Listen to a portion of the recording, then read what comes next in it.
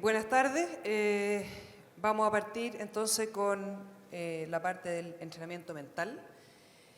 Traje a un buen amigo, psicólogo, especialista en mindfulness, para que al final les cuente lo teórico de eso y además hagamos una pequeña práctica que ojalá la pudiéramos aprender y practicar en el día a día porque realmente ayuda, ¿ya? Así que más ratito te llamamos Víctor. Era para que lo conocieran.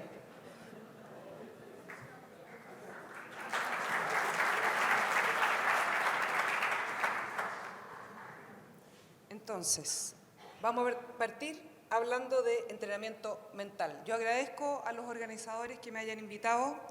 En general me toca hablar de hueso o de primer auxilio, pero de vez en cuando también me he ido metiendo en temas más, entre comillas, blandos, que tienen que ver con el bienestar, con el mindfulness, con la meditación. Y dado que llevo la vida entera entrenando distintas cosas, encontraron que a lo mejor les podía contar algo de entrenamiento mental, que en realidad se aplica tanto para la montaña como para otros deportes. Aquí unas frases de Mahatma Gandhi, que se borró la mitad. Tus creencias se convierten en tus pensamientos en tus palabras en tus acciones en tus hábitos en tus valores, y tus valores, ya se me olvidó la otra parte, pero falta una frase más. Esa es una frase de Gandhi y que nos muestra cómo nosotros vamos construyendo en nuestra mente y en nuestras creencias lo que queremos ser. Voy a partir contando de una niña de Estados Unidos que se llama Jennifer Pfeiffer Davis. Ustedes después pueden buscarla. Tiene hartas charlas, libros, bastante sabia. Y ella cuenta que estudió en un colegio tradicional, en una universidad tradicional, y encontraba que estaba metida como en una caja, que no le faltaba algo súper importante. Y en un minuto, cuando ya estaba terminando sus estudios universitarios, decidió salir afuera, disfrutar la montaña, disfrutar estar afuera. Y supo del sendero de los Apalaches, que es súper conocido en la gente que hace trail. Tiene 3.500 kilómetros. Ahí ustedes pueden ver que es bastante largo, cruza no me acuerdo cuántos estados, pero muchos estados de Estados Unidos. Y es un destino bastante común en la gente que hace trail. En general la gente se demora 5 a 7 meses en recorrerlo, ¿ya? Y se van encontrando, hay todo un cuento alrededor de este trail. Ojalá algún día podamos ir. Y en el 2011 ella decidió, ya estaba bastante entrenada, que quería romper el récord de que ella lo iba a hacer más rápido que todos los que lo habían hecho antes. El récord actual era de 72 días. Evidentemente corriendo en un estilo bastante liviano, no los que van caminando con su mochila llena de cosas. Y también incorporó, a esa altura ya estaba casada, incorporó a su marido, quien la acompañó, le hizo todo el soporte, la esperaba en distintos puntos, le daba comida, etc. Y en el día 12, que ya llevaba alrededor de 1.000 kilómetros, empezó a tener diarrea, o sea, ya 5 días de diarrea más o menos, se sentía pésimo, estaba deshidratada, tenía dolor en las piernas, tenía una lesión que se produce acá en las tibias por mucho correr, tenía los pies llenos de ampollas y llegó a encontrarse con él en el puesto que habían acordado y mira al marido y le dice: no puedo más, me retiro. Y el marido la miró distinto como ella pensó. Ella dijo: aquí me van a abrazar, me van a llevar para afuera, y no fue así. Le dijo: ¿sabéis qué? No eres tú nomás, yo también he aportado mucho, he aportado esfuerzo, tiempo, tú no podés llegar y soltar esto. Y ahí recién ella se dio cuenta que no era todo centrado en ella. No era solo ella la que estaba ahí, no era solo el récord lo que tenía que hacer, sino que habían más cosas. Había familia, había otra gente alrededor, había que disfrutar donde estaba. Y en ese minuto dijo, ¿sabéis qué? Voy a seguir, me da lo mismo el récord, pero voy a seguir. Y empezó a correr nuevamente. Al pasar de las horas, la diarrea ya disminuyó, se empezó a sentir mejor y se dio cuenta lo lindo que era estar en ese lugar, que volvió a pensar por qué estaba ahí, volvió a lo básico y dejó de perseguir el récord famoso. Entonces, el estrés que tenía desapareció y le volvió la fuerza. Completó el trail en 46 días y 11 horas. Acordémonos que la mejor marca era de 72 de un hombre y ella rompió los récords de hombres y mujeres por 26 días. Ese año recibió 2 premios súper importantes, uno del National Geographic y otro de la Ultra Running Magazine. Y de ahí en adelante se ha dedicado, bueno, sigue haciendo, si uno se mete en su página, tiene todos los años alguna cosa nueva, algún récord nuevo. Ha escrito 9 libros, súper interesantes, y da charlas, en YouTube están, ustedes pueden verlas, y cuenta esta historia y cómo ella se dio cuenta que toda esa vida que ella tenía antes encerrada, había algo afuera. Entonces, ¿de qué vamos a hablar hoy día? De cómo se prepara uno para la montaña.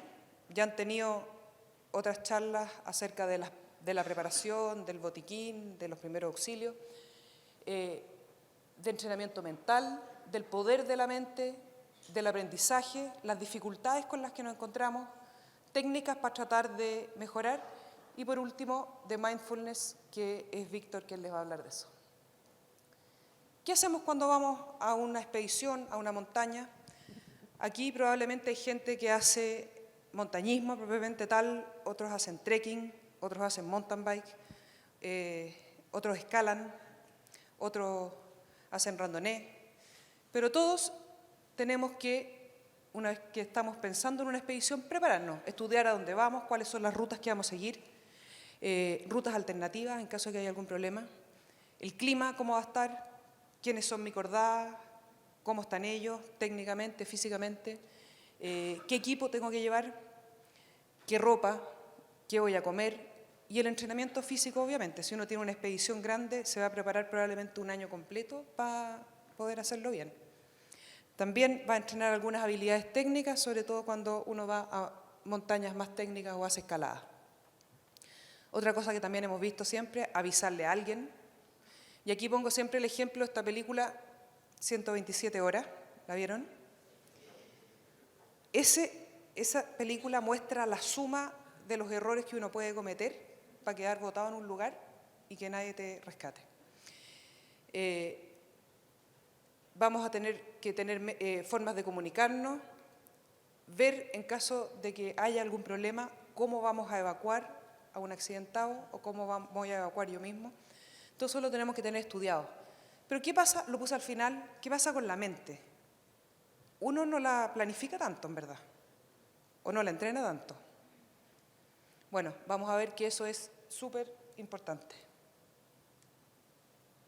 Imaginémonos este escenario que a lo mejor todos hemos tenido. Estás en altura, por lo tanto es difícil respirar.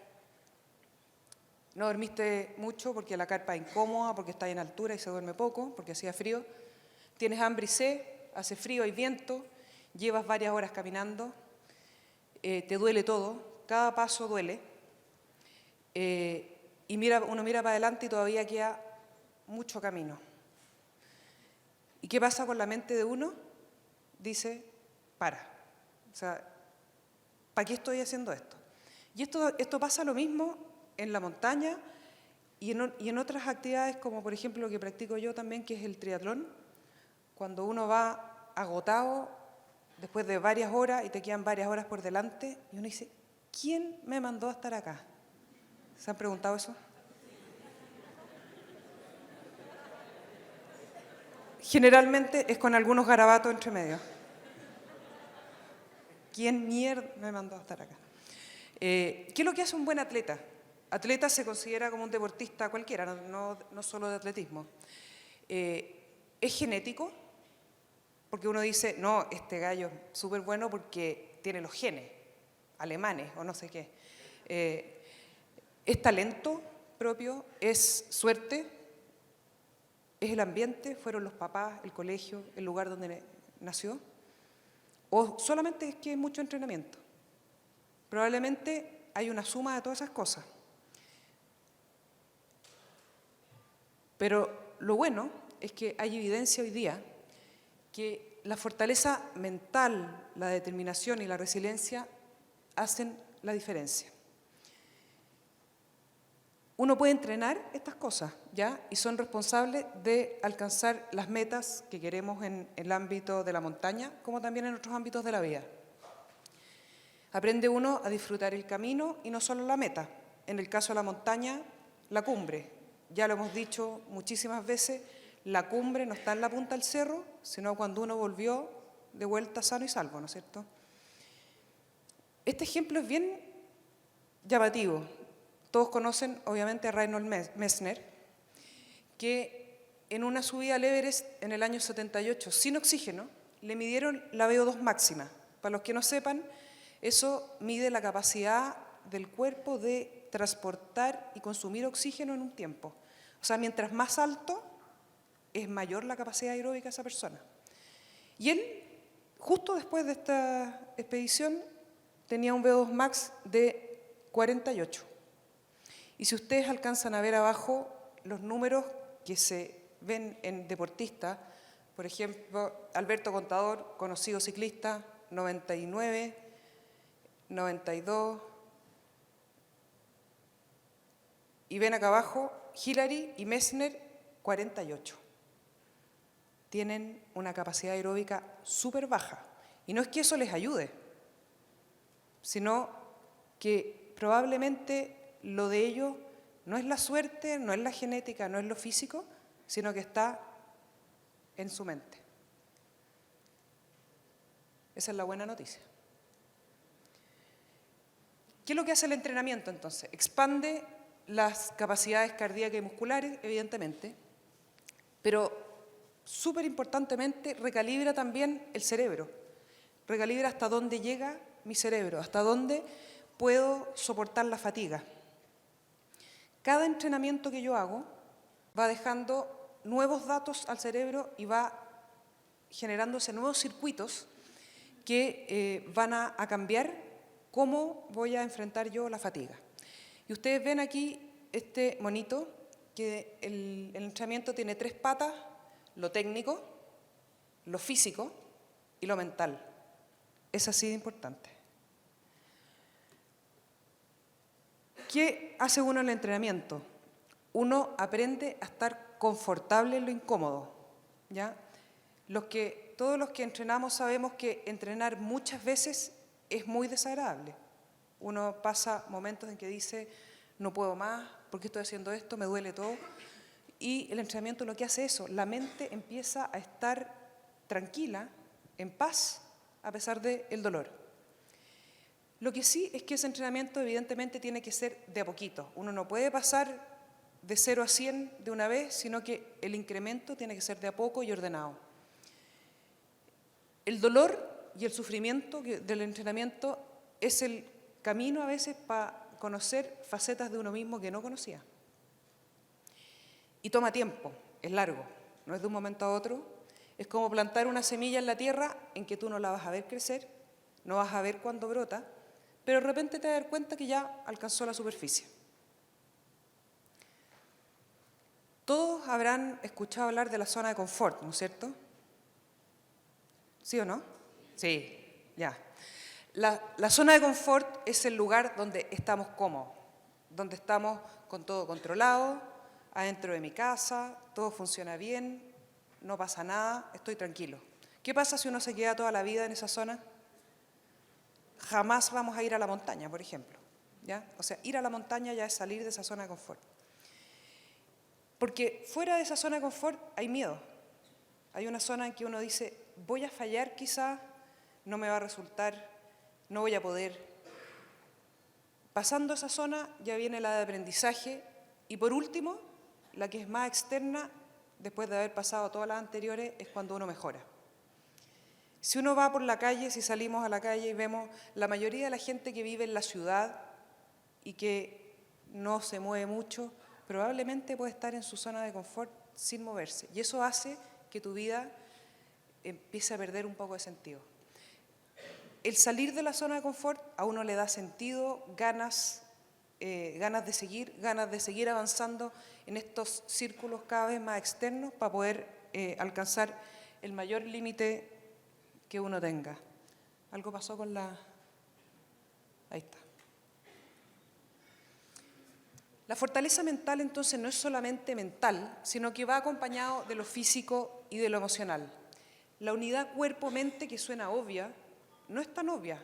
Por ejemplo, lo conversábamos con Víctor el otro día. Los médicos, se nos olvida que de aquí para arriba hay algo. Tratamos una rodilla, un tobillo, y se nos olvida que el conjunto es lo que hay que tratar. Y los psicólogos muchas veces se les olvida que de aquí para abajo también hay algo.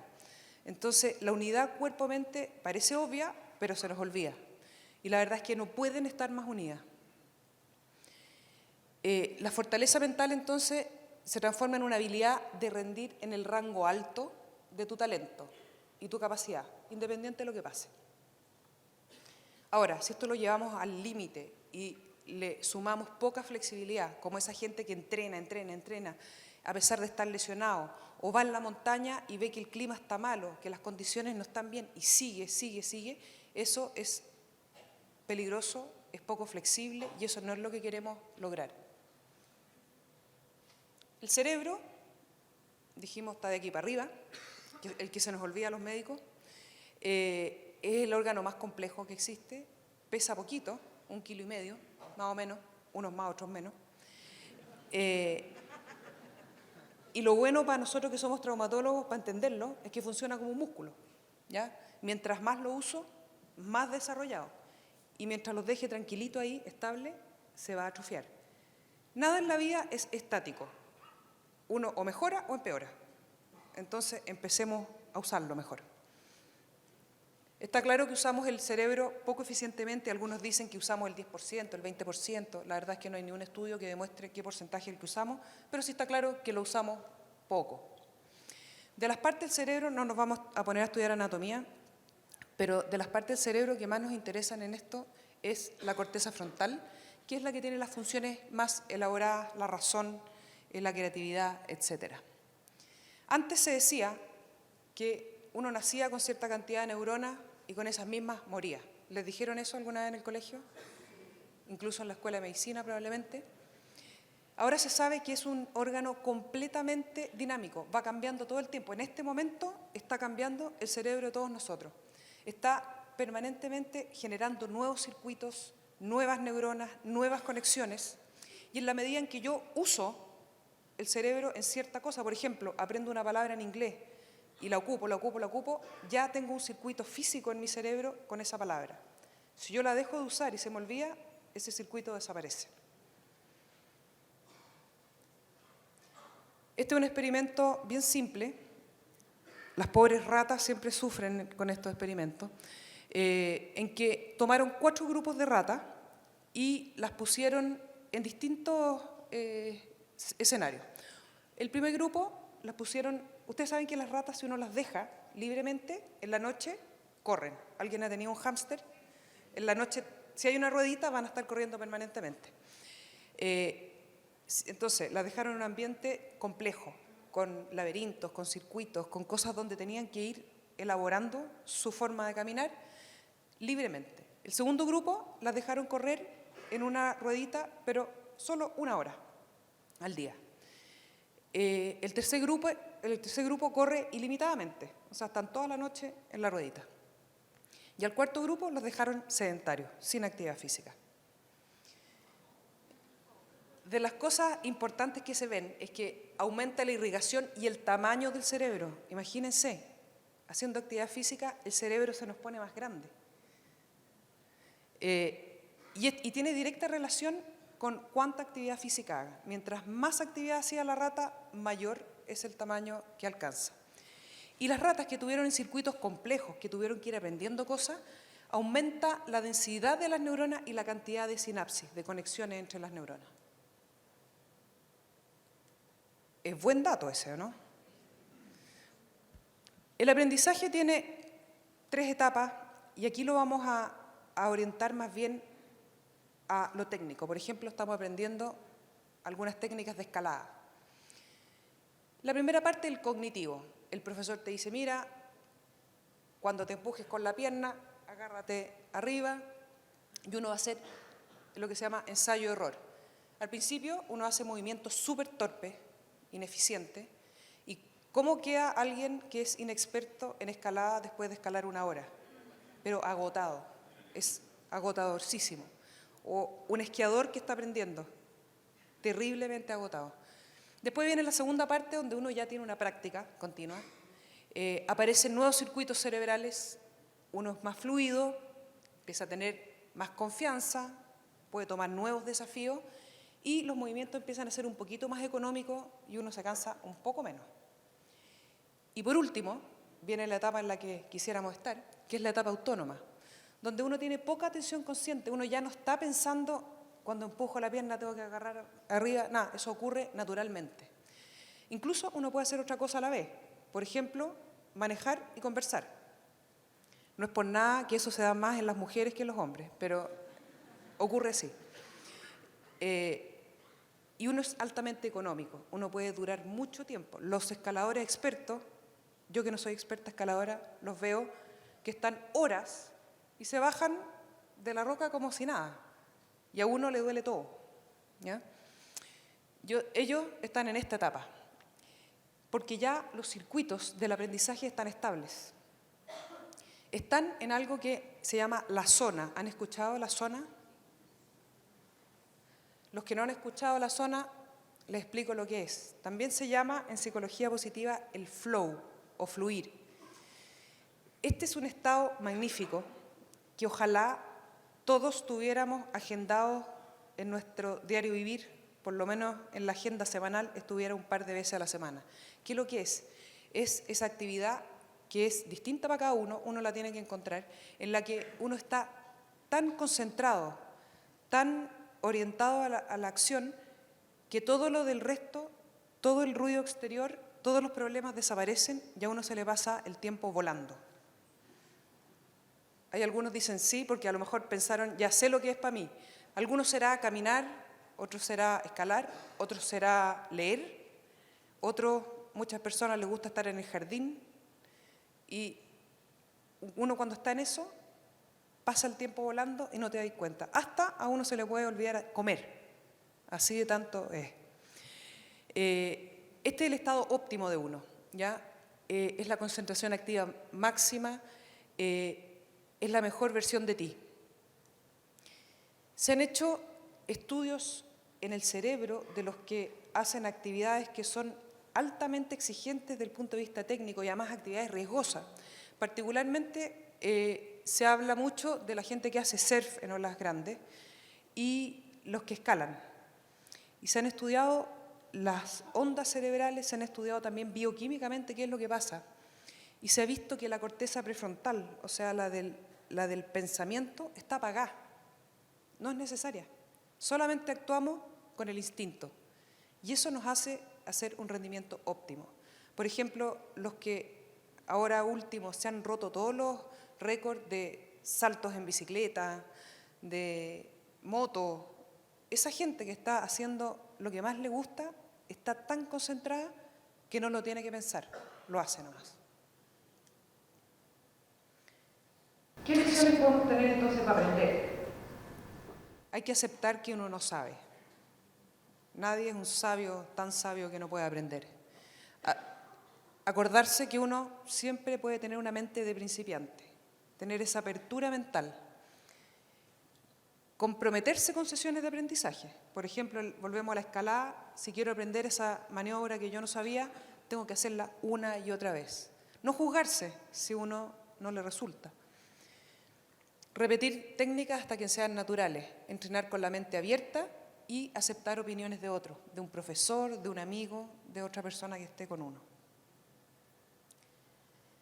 ¿Qué dificultades nos podemos encontrar entonces?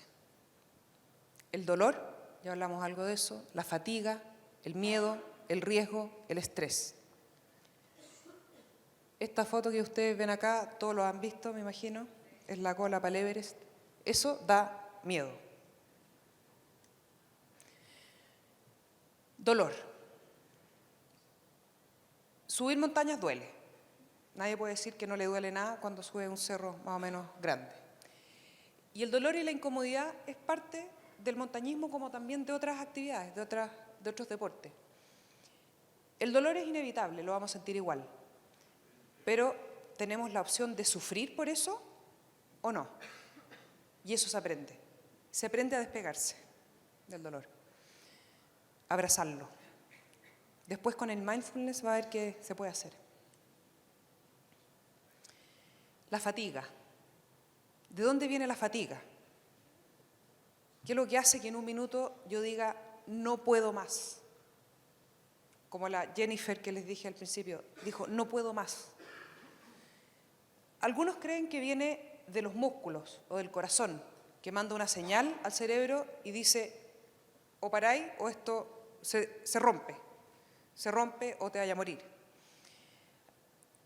Ahora los estudios más actuales hablan de un modelo de gobierno central, es decir, el cerebro es el que manda el signo de alerta, que el dolor vendría realmente de la mente.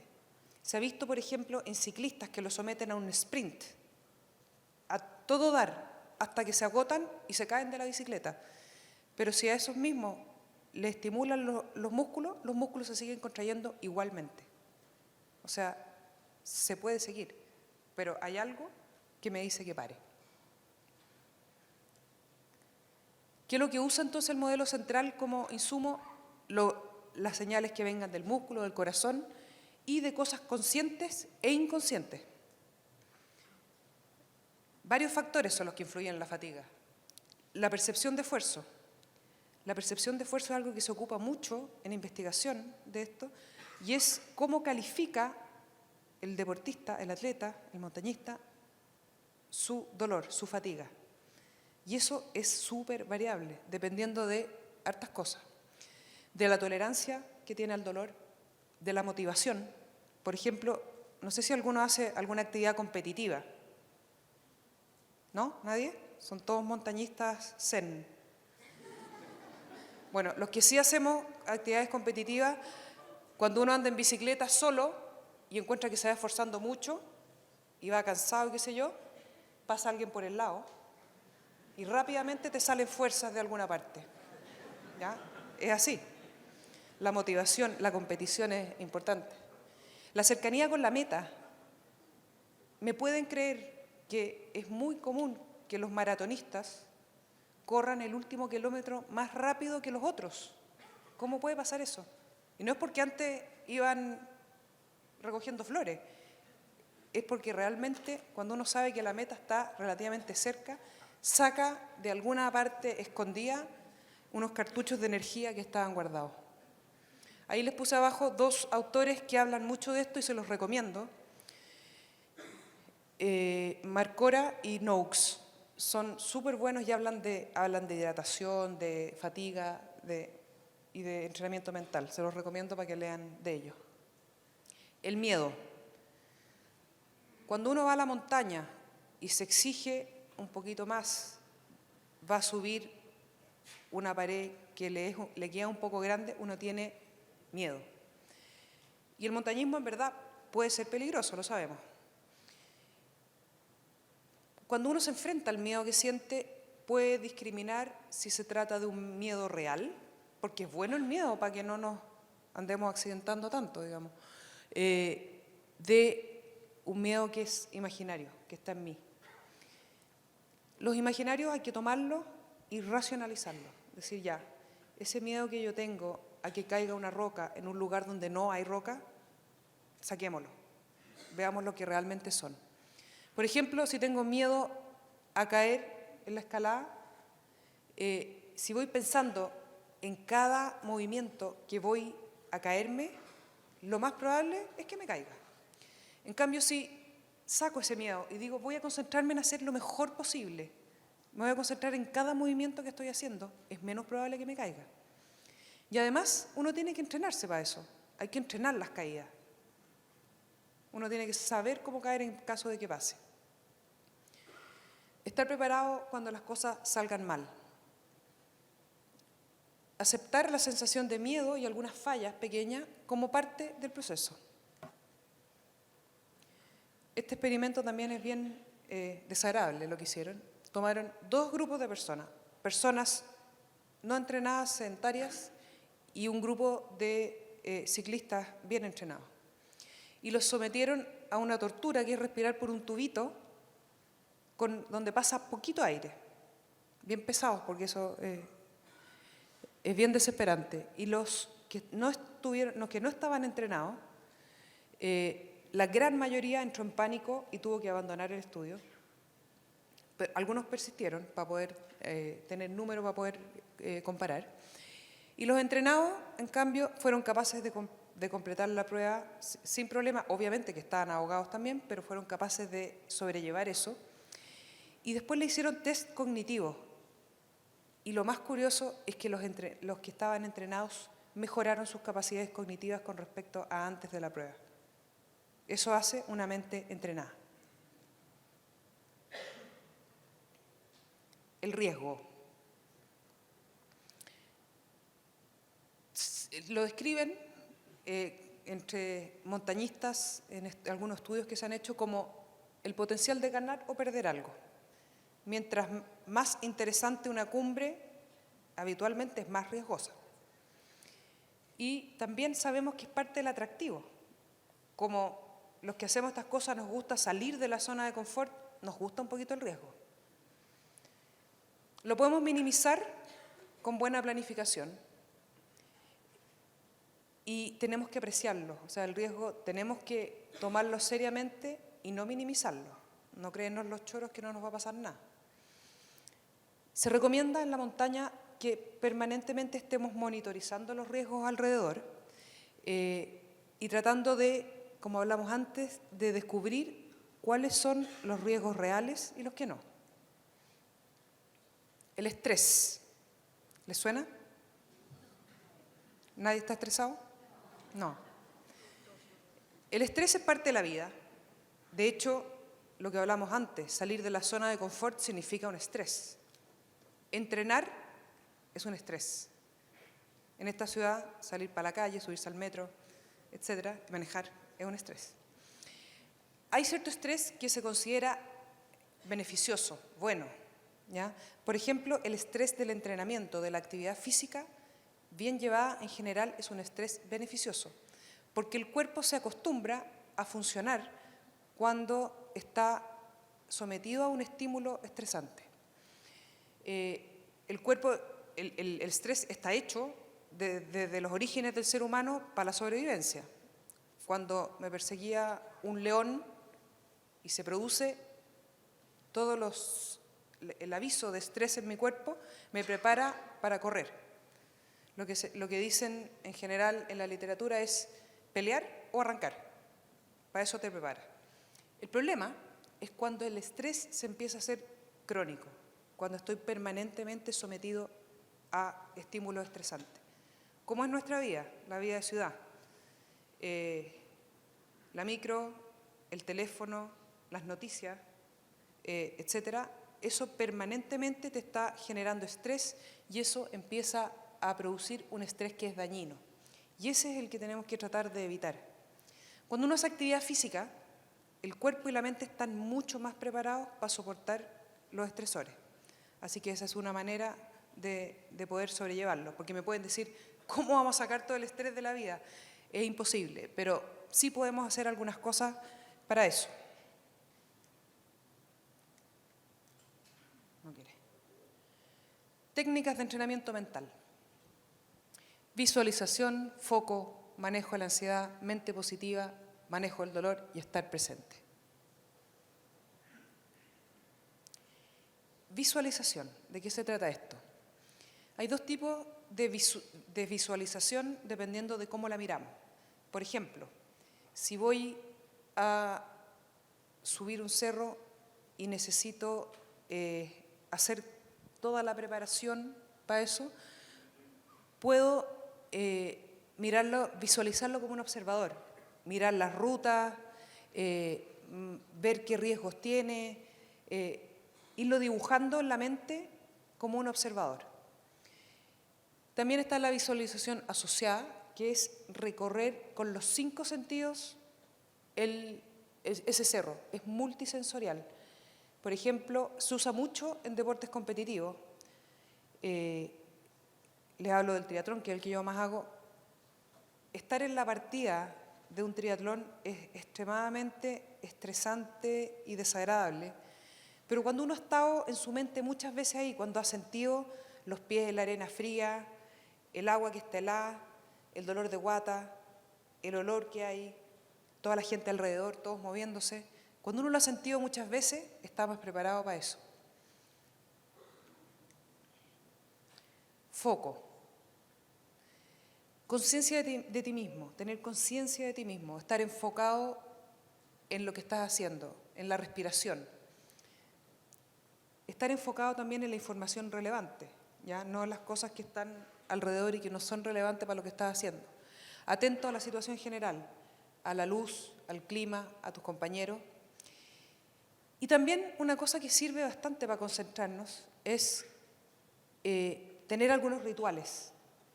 Por ejemplo, en la misma escalada, sentarme, alejarme del ruido, cerrar los ojos, respirar, hacer unas elongaciones, calentar. Tener un ritual que a uno lo saque del mundanal ruido y te enfoque en lo que estás. ¿Cómo vivimos la vida hoy día? ¿Enfocados o no enfocados? No enfocados para nada. Toda la modernidad lo que hace es desenfocarnos, llevarnos para afuera, desconcentrarnos de lo que estamos haciendo. Y el principal, yo le echo la culpa en un 90 y tantos %, este es nuestro enemigo.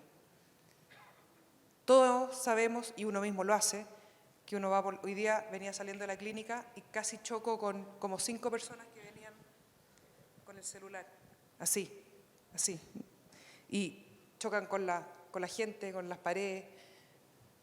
Uno también lo hace, pero esto nos saca de donde estamos, te saca de con quién estáis conversando, de con quién estáis comiendo, te saca de al que estáis escuchando, así que tratemos de tenerlo a raya. Manejo la ansiedad. No es tan fácil, pero se puede. Hay que estar consciente, uno puede sentir los cambios de la ansiedad, cambios físicos y mentales. Tratar de autocontrolarse, controlar la respiración, y eso lo vamos a ver al tiro con el mindfulness. Y confiar en que me preparé, que entrené, que tengo las habilidades para poder hacer a lo que me voy a enfrentar. Apartar todos los pensamientos pasados y futuros, que cuando uno se está enfrentando a un desafío puede empezar, sí, claro, pero es que yo la verdad es que la semana pasada estuve súper mal porque me enfermé, no sé qué, o pensar en el futuro. Yo cuando llegue de vuelta a mi casa tengo que hacer la lista del supermercado, no sé qué. O sea, saquemos eso, concentrémonos donde estamos. Y por último, resetear la postura. Ustedes se han fijado que si uno anda así, va a estar en una postura de estrés, de cerrado. Reseteamos la postura, nos ponemos derechitos, miramos adelante y sonreímos, cambia. La mente positiva, que esto se aplica tanto para la montaña como para cualquier cosa. Si uno ve el vaso medio lleno permanentemente, el mundo te va a dar un vaso medio lleno. Si uno siempre anda viendo el problema, lo más probable es que de vuelta obtenga lo mismo. En general hay que entrenar la agilidad para dar explicaciones positivas a las adversidades, porque adversidades van a haber, pero tratemos de darle una explicación positiva. Si cuando iba caminando, camino al campamento, me tropecé y me caí, en vez de decir, yo siempre soy tan torpe, me pasa siempre lo mismo, ¿por qué soy, además, la de la mala suerte? En cambio uno puede decir, oye, tengo que estar atento, para la próxima vez no me debería pasar, o qué divertido lo que me pasó, por suerte no me pasó nada más, me rasmillé nomás, listo. Sí, seguimos adelante. Si uno se piensa exitoso, eso genera realidad. Y ir monitoreando el diálogo interno. Todos tenemos ese diálogo que nos va diciendo cosas, como lo que les decía. Yo soy malo para esto, no voy a poder, siempre fallo, soy débil, tengo poca fuerza. Ir diciendo, sí, lo puedo hacer, confío en mi habilidad, en mi entrenamiento, ir generando pensamientos que, como les dije antes, eso va a generar circuitos cerebrales nuevos, formas de pensar positivas. De repente hay grandes problemas que uno se enfrenta, o por ejemplo, un largo camino, o que tiene que correr una maratón y va en el kilómetro 2. Si uno ve el gran problema completo, no se lo puede bancar. Sirve bastante dividirlo en pequeñas metas. Por ejemplo, si va en la maratón y va al kilómetro 2, si estás pensando en el 42, es para morirse. Tengo que pensar en el kilómetro 2 solamente. O cuando uno va en la montaña y va hasta acá, cansado, no quiere más, te duele todo, uno va diciendo, mira, en esa puntita de ahí vamos a parar a tomar agua. En la que sigue más allá, ahí vamos a tomar una foto. Un poquito más allá, me voy a sacar un ratito la mochila para sentirme... Y uno lo va dividiendo en pequeñas metas. Hay que potenciar la imaginación y la intuición para generar soluciones creativas a los problemas. Confiar. Y por último, siempre en la montaña se da, no sé si les ha pasado, uno va así ya, ¿por qué estoy acá? Y de repente dice, se le olvida eso y mira alrededor y dice, estoy acá porque me gusta estar en la montaña, porque esto es bonito. Recordar por qué lo hago, para qué, y eso realmente te cambia el setting. Es como lo que les conté de la Jennifer, la primera niña. Ella cambió su seteo mental y pudo seguir adelante. Se puede repetir también un mantra positivo de manera de poder tener ese diálogo interno que sea totalmente positivo. El dolor, ya hablamos bastante de eso, sentirlo y no sufrirlo, tratar de estar cómodo en la incomodidad, eso es lo que nos hace avanzar, es lo que nos hace salir de esa zona fácil. Hay que sentirlo antes de los entrenamientos. Esto no es que uno, cuando se enfrenta a la expedición que está preparando, lo va a sentir por primera vez. Esto uno lo tiene que ir haciendo permanentemente para que se le haga un hábito. Y el dolor se maneja muy bien con el mindfulness, ya lo vamos a ver. Y por último, estoy terminando, estar presente tiene que ver entonces con estar enfocado donde estoy, apreciar la belleza de la montaña, no estar ni en el pasado ni en el futuro, sino que dando un paso a la vez. Y eso es todo por ahora. Los voy a dejar con Víctor, quien les va a seguir con mindfulness.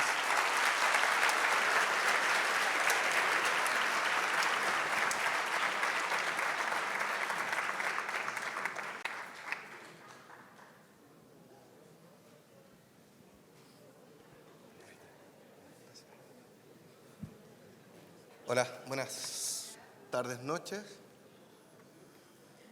Como notan, estoy un poco congestionado. Mi mente no es tan potente como pensé. No me acompañó mi cuerpo. Entonces quiero hablar un poco acerca de lo que es mindfulness. Pero me gustaría comenzar con un ejercicio antes que nada, para que tuvieran una experiencia real. Entonces los invito a que se pongan cómodos. Pueden separarse un poquito del respaldo o apoyarse en el respaldo. Quienes deseen sentarse en el suelo. Normalmente como quienes tienen que estirarse, después volver a acomodarse.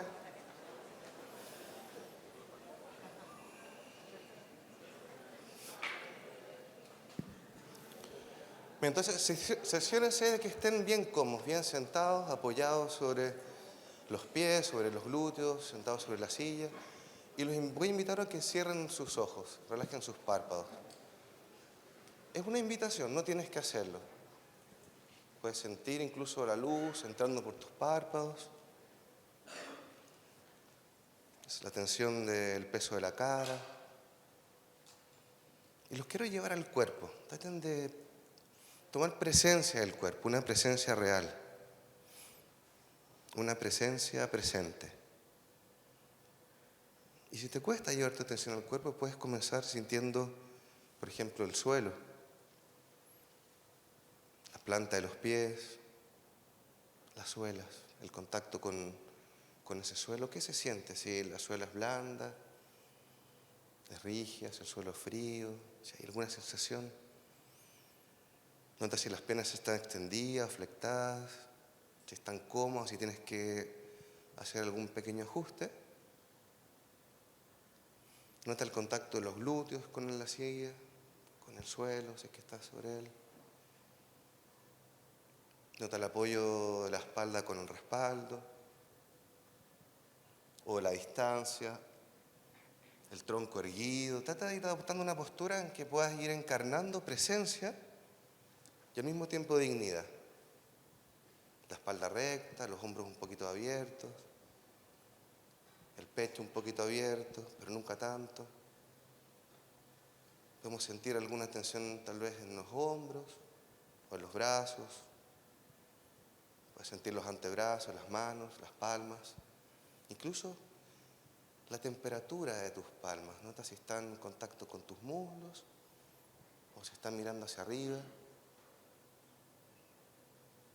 Y volvemos a recorrer toda la columna, desde el coxis, donde comienza la vida, y como si alargaras un poquito la nuca.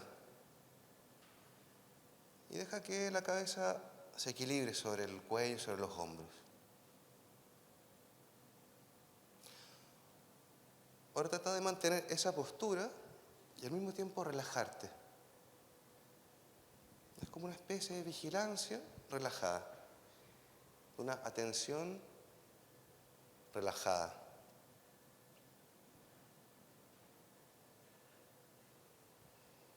Eso te voy a invitar entonces a que vayas llevando tu atención, si estás relajado, relajada, a un proceso fisiológico que es maravilloso,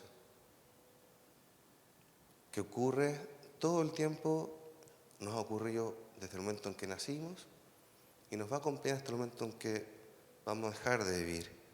¿Y qué es la respiración? Y pon atención dónde es más fácil seguir la respiración. Hay personas que les es más fácil sentir a la altura del abdomen, el movimiento, a otras a la altura del pecho o otras bajo la nariz. Escoge tú ese lugar, el lugar que sea más simple. Y les voy a pedir que traten de mantener una atención amorosa en la respiración. O sea, si te das cuenta que te distraes, nota cómo estás volviendo a estar presente. ¿Cuál es ese diálogo que estábamos hablando, que te hace retornar a estar presente? Y vuelve al cuerpo, vuelve a la respiración. Como si tu vida dependiera de eso. Momento a momento. Momento a momento.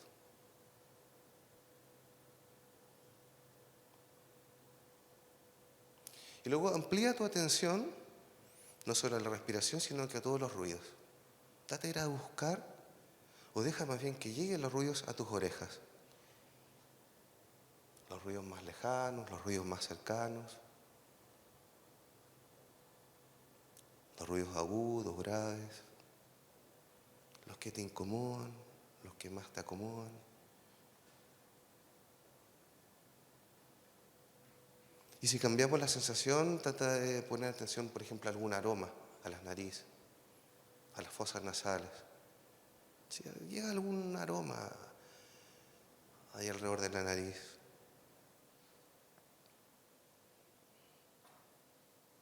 Pero mantente ahí presente en la respiración, con una postura erguida.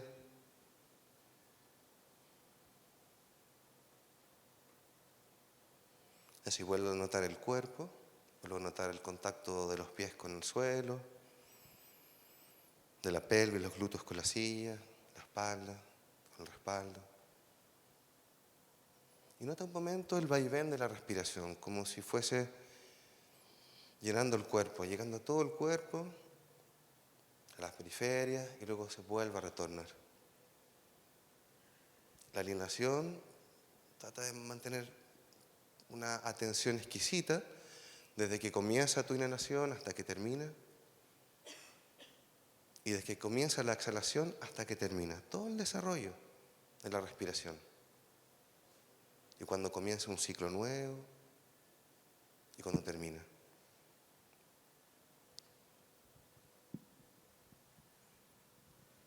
Y a veces la respiración se agita, a veces se corta, no importa, simplemente queremos mirarla, aceptarla.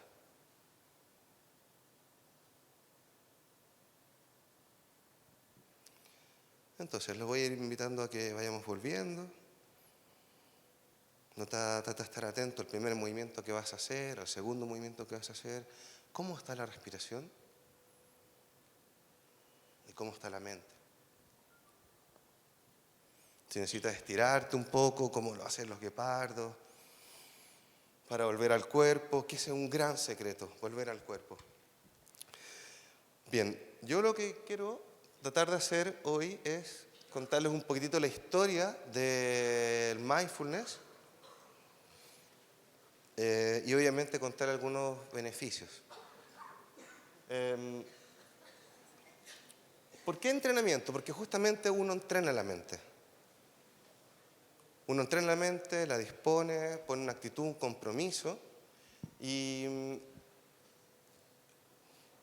no tiene sentido hacer una vez un entrenamiento para después ir a una alta competencia. Esto es igual que una alta competencia. Uno empieza a entrenar la mente para un momento particular. En este caso, uno podría entrenar la mente para una prueba mayor, ¿ya? Que es una competencia o una escalada. Entonces voy a comenzar contándoles un poquitito desde dónde viene el término mindfulness.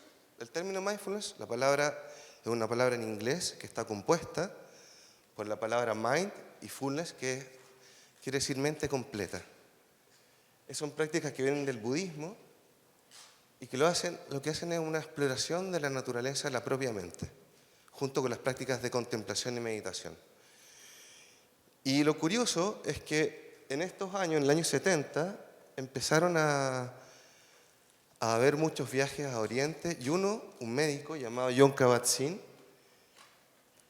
trajo prácticas de meditación a Occidente, sacó todo lo necesario del budismo y lo puso en un contexto clínico. O sea, lo que hizo fue traer técnicas para aliviar el sufrimiento y lo puso en un hospital para gente que estaba sufriendo.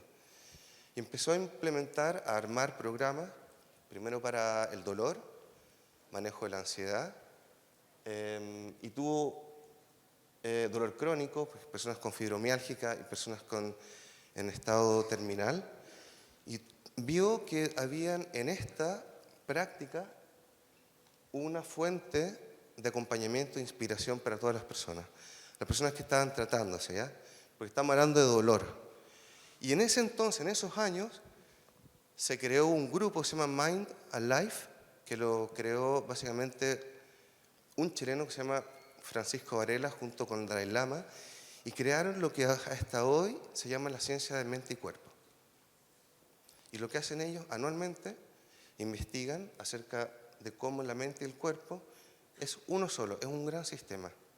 Y es una de las propiedades que se han descubierto científicamente a través de todas estas investigaciones que se hacen ahora mensualmente. Salen básicamente 100 papers mensuales desde hace 30 años en relación a mindfulness y aplicaciones clínicas con distintas sintomatologías.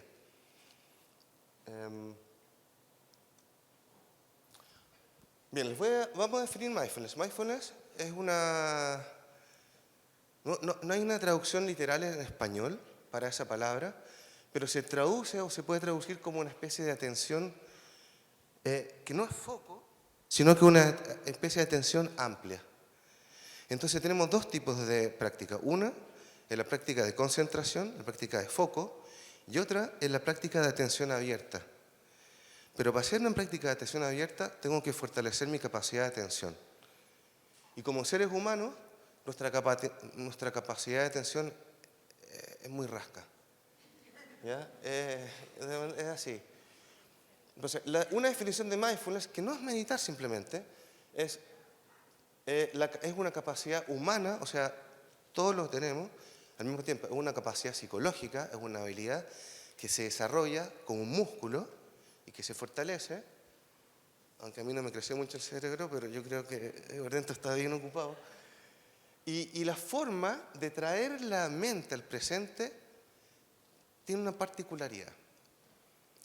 Por ejemplo, si es que yo quiero poner atención a mi respiración, y yo creo que notaron que la mente se distrajo inmediatamente, pero ¿cómo es que la traigo de vuelta? Me digo que soy tonto, que soy estúpido, ¿cómo estaba pensando eso si estamos haciendo este ejercicio? Y empiezan a haber una serie de juicios, críticas y autocríticas, y eso lo que me va a hacer es va a hacer más fácil la práctica, menos motivante, va a haber menos avance. Entonces, imagínense que uno quisiera traer la mente como cuando uno reta a un niño. ¿Cómo retan a un niño ustedes? ¿Cómo le dicen a un niño que no haga eso? Si le pegas un tirón y lo traes a un niño de 2 años, o lo vas a buscar y lo traes amablemente. Entonces, esa es una forma de trabajar con la práctica de meditación. Me doy cuenta que mi mente está distraída, y esa es la parte más importante. Hay un circuito importantísimo, que es el circuito de efecto, que nos muestra, este es nuestro cerebro. Entonces, este es un circuito de defectos, ¿ya? La primera imagen, la primera que está ahí a la izquierda, muestra el estado natural de la mente. El estado natural de nuestra mente es sueño, vagancia, dispersión. Es el estado en donde la mente está en su zona de confort, por así decirlo, sin elaborar, sin pensar. En el segundo imagen es la parte muy importante, que es cuando el momento en que me doy cuenta de que mi mente estaba vagando. Y se empiezan a activar distintas zonas, neurofisiológicamente, que tienen que ver con un aspecto súper importante, con una capacidad de control, de autocontrol, de autorregulación. Y no solamente una autorregulación fisiológica, que empieza a descender mi palpitar, mi respiración, o algún dolor de cabeza, o algún dolor, sino que empiezo a regularme emocionalmente, metabólicamente, casi endocrinamente. Si es que hay una práctica constante y sostenida. ¿Ya? Una vez que esto es un continuo, esto puede pasar en un segundo, ¿ya? Una vez que uno se da cuenta de que estaba pensando en el frasco de manjar en vez de estar empezando la respiración, me dice, estaba distraído. Y al estar distraído, al darme cuenta, ya mi mente está inmediatamente en el presente. Y cuando estoy en el presente, en este tercer dibujo, lo que hace es que se despiertan todas las funciones, junto con la anterior, todas las funciones ejecutivas, que es la zona que hablaba Angélica, que es la zona prefrontal, y la otra dorso lateral, que tiene que ver con la toma de decisiones. Pero también esa parte del segundo anterior tiene que ver con la gestión del estrés, el miedo y la ira. Entonces, cuando yo doy cuenta de que está en otro lugar, mi mente vuelve al presente, hay una autorregulación potente que está ocurriendo como una especie de entrenamiento, que uno repite. ¿Ya? Bueno, y la última parte, este momento estoy distraído, me di cuenta de que estaba distraído, vuelvo al ejercicio. ¿Cuál era el ejercicio? ¿Cuál era el foco? La sensación de la respiración en el cuerpo. Y la última etapa es aumentar la capacidad de concentración, o sea, aumentar la capacidad de atención, alargar la capacidad de atención, lo que se llama concentración. Y para los escaladores, para la gente que está en montaña, yo no subo tanta montaña, pero Las veces que lo he hecho, uno quiere eliminar errores, evitar errores. Y este circuito justamente lo que permite es eso, disminuir la cantidad de errores, de accidentes que puedas tener. Te mantienen más presente, pero hay que entrenarlo. ¿Cómo se entrena? Sentados en su casa, en un lugar, en un centro, en la intimidad. ¿Para qué? Para cuando vaya el momento de tener que ir a la punta del cerro y verme en la soledad con el miedo, con la ansiedad, con la angustia, poder de alguna forma abrazarla, como bien decía Angélica, en vez de lucharla, sino que más bien reconocer tu fisiología, cómo ahora me siento. Por ejemplo, les decía, yo me siento un poco congestionado, me encantaría sentirme súper liviano, pero me siento incómodo. ¿Y qué puedo hacer con eso? ¿Puedo luchar? ¿O puedo decir, listo, es lo que hay? Y puedo reconocer, me duele un poco la garganta, este lado más que este, tengo un bombeo acá, tengo las manos sudorosas, y puedo reconocer mis señales fisiológicas. Y lo más importante que para un meditador es saber que estas señales en un momento van a dejar de estar. Para la mayoría de la gente, el dolor es algo que pareciera que va a mantenerse eternamente. Y un indicador muy potente es saber que eso va a dejar de ocurrir, que va a dejar de tener dolor. Si es que gira, si es que hace esta rueda. Y nuevamente, entonces uno repite, estaba distraído, me di cuenta, me distrajo, por ejemplo, un ruido. ¿En qué está? ¿Verdad? En el ejercicio de la respiración. Vuelvo, fortalezco mi atención. Y la mente, como es porfiada, como es testaruda, como es floja, va nuevamente a entrar en ese estado de divagación porque se aburre, se cansa y hay que volver a fortalecerla. Y este circuito de error, de distracción, se llama el circuito de distracción, se puede fortalecer. Y ahí es donde la mente cuando se puede volver y volver al presente. Y sobre todo en el camino del montañista.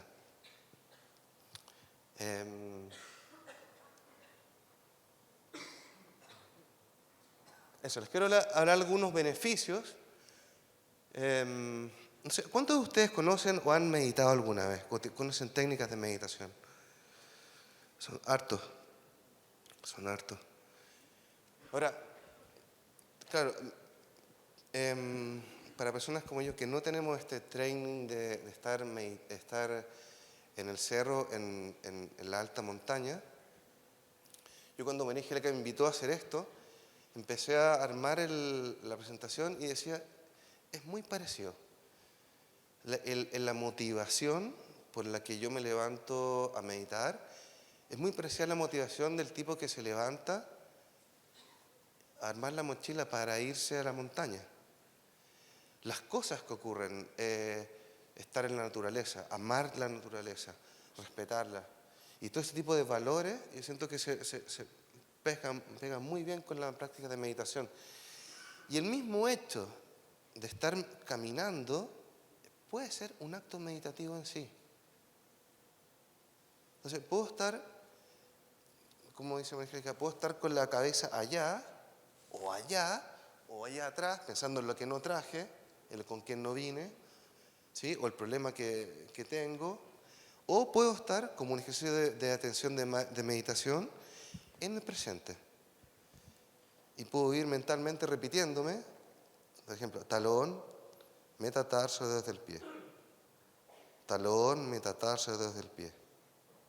Talón, metatarso, dedos del pie. Talón, metatarso. Eso, imagínense un minuto caminando. La mente se calma. Y cuando la mente se calma, ocurren cosas maravillosas. Maravillosas. Había uno aquí, no sé que no todos hacen eso, pero por algunos acá sí. Voy a empezar a hablar de algunos beneficios, ¿ya? Obviamente las personas que están practicando senderismo requieren de una mente a tono con su preparación. Yo si quiero saltar de esa roca, claro, mi cabeza puede estar súper firme, pero ¿y si tengo un codo, o estoy con sobrepeso, o tengo un poco de miedo? Voy a fracasar, ¿ya? Y ahí está el fortalecimiento de las herramientas físicas y mentales, ¿ya?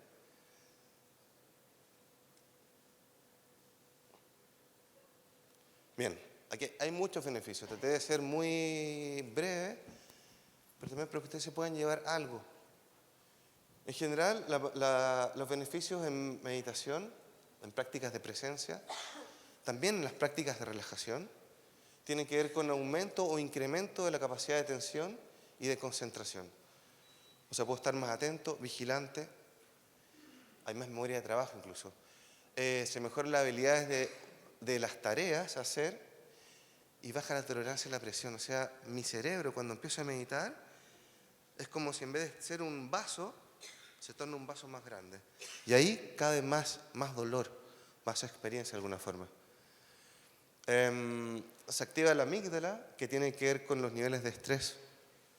Con todo, hay un círculo también, cadenas de estrés. Baja la presión arterial, lo cual aumenta tu sistema inmune. Uno se enferma menos. Créanme, yo me he enfermado muy poco hace mucho tiempo. Y justo hoy día es lo que hay. Y bueno, en la meditación, justo con la caminata, en este ejercicio que hacía de meditación cuando hacía la presentación, es súper interesante porque hay una especie de ir hacia una fuente, hacia yo no sé, las veces que está en alta montaña uno quiere ir a encontrarse con uno mismo. Y lo que hacen estas prácticas, en vez de desconectarte, lo que hacen es conectarte directamente con la experiencia real. Con la experiencia real de dolor, si es que hay dolor, no rechazo el dolor, sino que lo acepto. Ustedes en la caminata acepto el dolor, claro, puedes hacer algo con la mochila, con el recorrido, pero hay varios como fundamentos que acompañan también la práctica del senderista, del montañista y también la práctica del que practica meditación. Por ejemplo, mente principiante, paciencia, compromiso, actitud, determinación. ¿Cuál es mi foco? ¿Cuál es mi motivación? Por ejemplo, mi motivación cuando empecé a meditar fue una, pero con los años mi motivación ha cambiado. Pero siempre la fuerza que me levanta para sentarme surge la primera vez que me motivé y que le encontré sentido a lo que tenía que hacer. Porque cuando me salgo de la meditación me siento un poquito más relajado y más contento. Y más en contacto con lo que me está pasando. ¿Ya? Eso me pasa a mí, pero no siempre.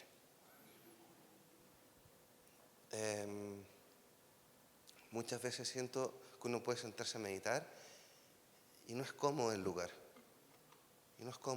Entonces lo que yo hago es como cuando uno va al casino. ¿Ustedes cuándo se van del casino? ¿Cuando van perdiendo o cuando van ganando? Cuando uno va ganando. Entonces la idea es que la práctica de meditación uno la vaya incorporando de 1 minuto a la vez, 1 minuto al día, y después sumo 2 minutos, 3 minutos, 4 minutos. Pero que es una experiencia a la cual yo quiera volver al otro día. Porque si estoy lleno de dolores, el cojín no me acomoda, la espalda, el cuello, no voy a querer volver. Lo voy a asociar con cosas desagradables y me voy a perder una oportunidad increíble de poder conocerme a mí mismo. ¿Ya?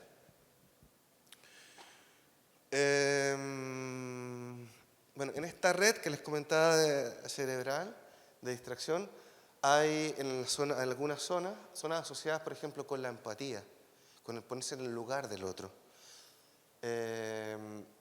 También con la capacidad de compasión, no de solamente ponerse en el lugar del otro, sino que también desear que el otro salga de su sufrimiento y también tener acciones para que el otro salga de su sufrimiento. Y tiene que ver con lóbulos interesantes, con zonas súper antiguas, anteriores al cerebro humano, pero que no se han descubierto mucho. ¿Qué más?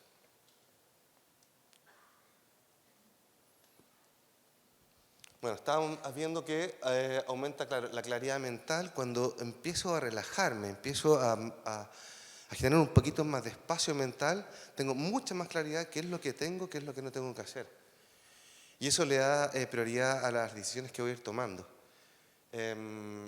Incrementa, claro, el manejo ante la incertidumbre y la frustración, mayor capacidad de recuperación, porque en pequeños periodos de tiempo puedo aplicar una técnica de soltar, relajar.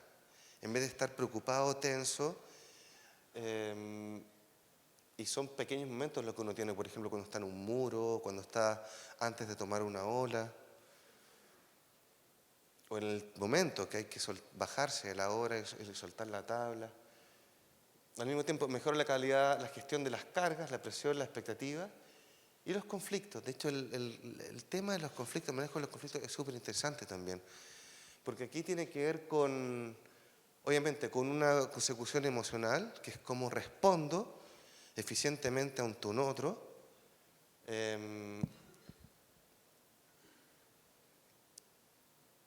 De una forma comunicacionalmente más efectiva.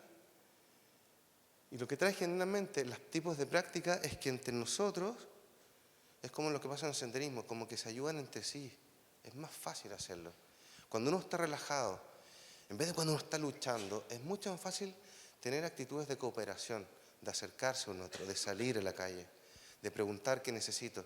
Pero cuando estoy con miedo, cuando estoy como un poco resistente, es difícil entrar en contacto con lo otro y ponerme en el lugar del otro y tener una actitud de cooperación. Yo también siento que en esas circunstancias extremas surgen, no es que surgen líderes, sino que surgen habilidades de líderes que sirven para situaciones extremas. Y ahí también se ven los líderes reales en la alta montaña. Y un líder, no sé si se desarrolla, se hace, no lo sé.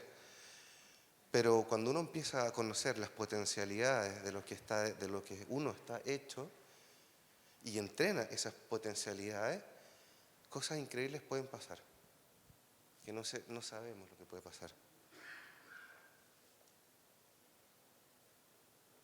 Eso.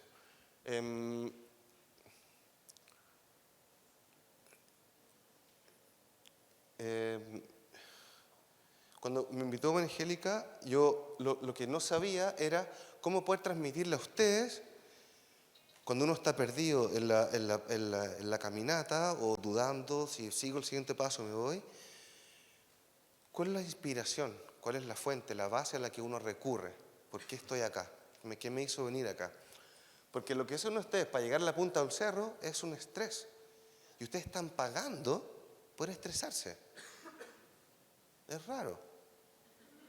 Pero lo hacen. Entonces, cuando uno pierde sentido, es como le hablaba delante a usted, acuérdense la motivación principal.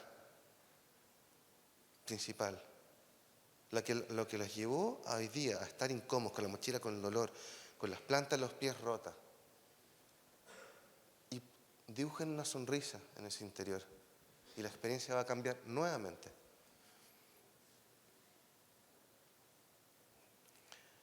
Eso. Bueno, ustedes saben más que eso.